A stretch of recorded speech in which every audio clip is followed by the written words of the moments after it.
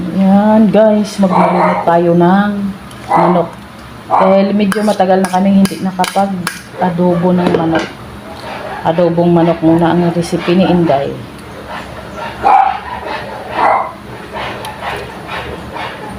Marinate ko muna to siya guys ng maaga pa naman. Mga 1 hour bago ko siya iluto.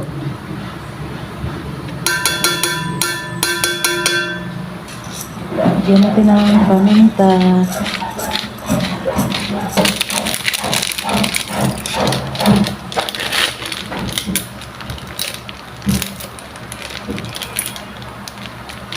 Tapos patis na rin.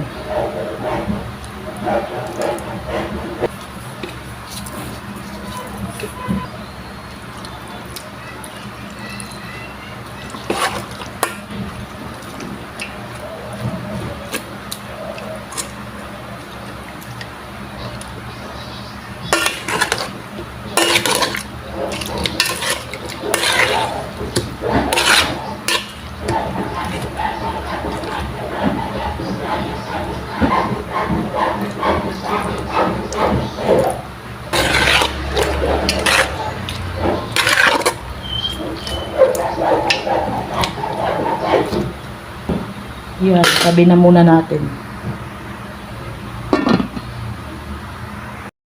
Ito na yung minarinate natin guys. Isa lang na natin. Ay! Bukas pala yung kalan ko na.